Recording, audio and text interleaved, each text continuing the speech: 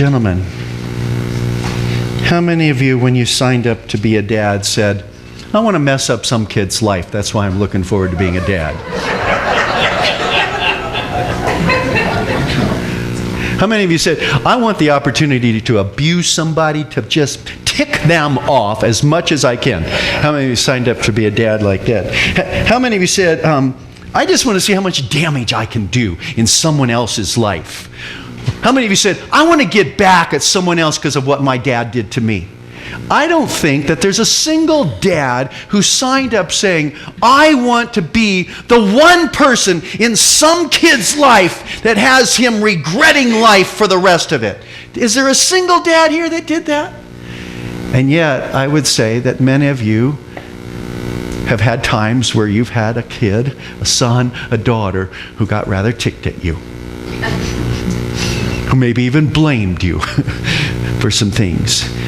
And the fact is that there are some times that you were imperfect. There are some times that you made mistakes. Some of you blew it big time, like me. Some of you were impatient in times that you didn't need to be impatient. Sometimes you said some things out of meanness, and it was not meaning to not love that person. In fact, you were really trying to love your son, your daughter. And they look back at you, and they look back at some of your mistakes, and maybe they're still holding some things against you. But dads, I don't think that any one of you signed up for your job with the hope that you could hurt somebody. Instead, you desired to teach, to train, to love, to bless them. But you know you weren't perfect in it. And the fact is that we're in a culture that's really beating up on dads, aren't we? You realize there's almost more jokes about poor dads than anything else? Look at some of the ways dads are portrayed in movies and commercials, and the list goes on. We even have a phrase now, deadbeat dad. Yeah. Dads who are not allowed to be with their kids for all different kinds of reasons. Taken away. We have a culture within our country that actually rewards ladies if they won't have a dad in the home. If they won't have a dad in the home. What have we done? What have we done to dads? What have we done to family? God wants something different. And I'm convinced that every single one of you dads that are here, that you really want good for your sons and your daughters. I'm also convinced that, by the way, are there any people here who are not a son or a daughter?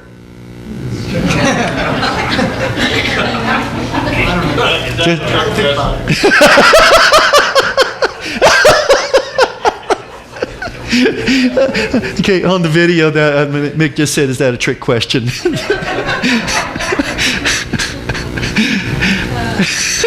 Okay, I gotta get my composure back. Every single one of us is here today, a son or a daughter.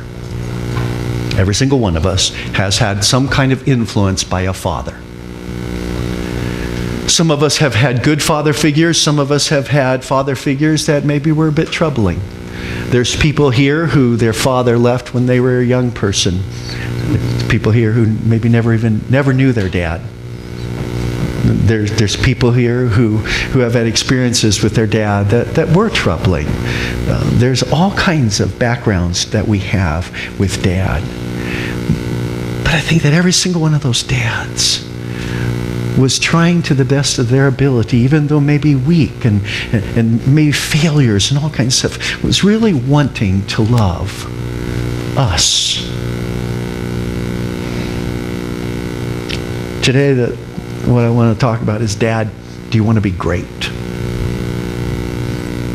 And for every dad here, even if you're a dad that says, man, I blew it royally, I messed up.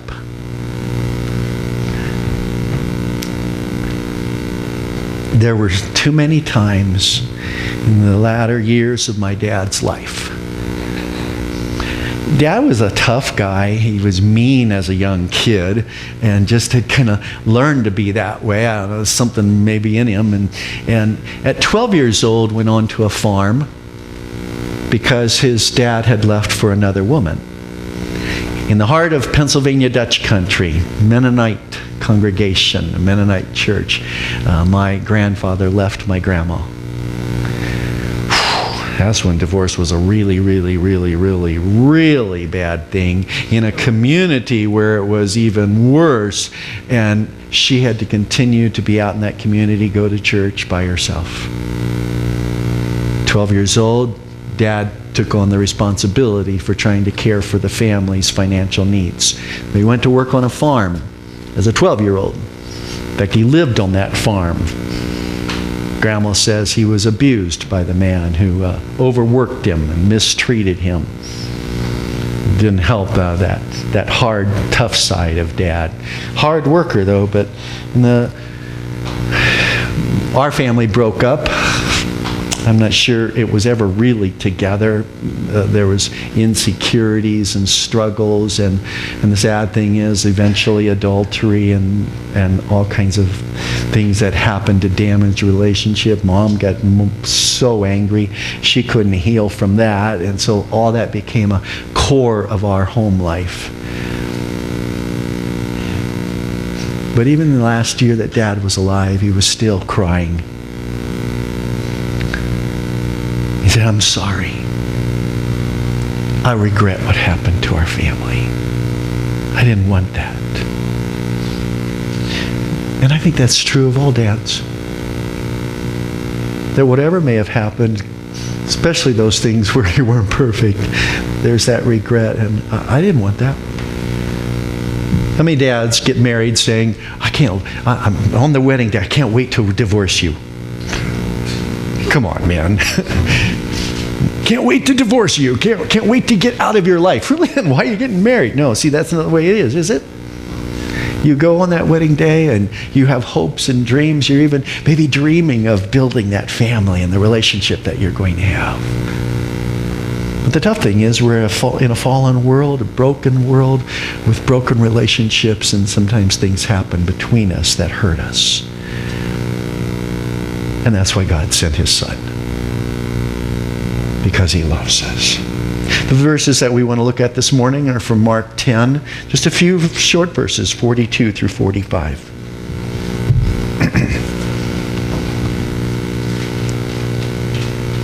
And by the way, I need to include verse 41. It's a little bit of context. When the 10 heard about this, they became indignant with James and John. Heard about what? Heard that James and John had asked for the special places in the kingdom of Jesus. They wanted to sit on the right and left hand of Jesus when He was on the throne. The other 10 felt a little taken advantage of because they hadn't got to Jesus first. These two did. And so they're indignant. They're angry. They're ticked off. They're bugged by these two guys. They're ready to take them down. And Jesus called them together and said, "You know that those who are regarded as rulers of the Gentiles lord it over them, and their high officials exercise authority over them. Not so with you. Instead, whoever wants to become great among you must be your servant. And whoever wants to be first must be slave of all. For even the Son of Man did not come to be served, but to serve and to give His life as a ransom for many." Jesus says the world views greatness differently. The world looks at greatness in a different way than Jesus does. Can't help but thinking of some phrases right now. We're going to build a wall. You're going to win. We'll take care of you. We're going to take it from the rich and give it to everyone else. We'll be stronger together. Not Donald Trump, not Hillary Clinton. Power, wealth, fame. Does it matter to a child? Not at all.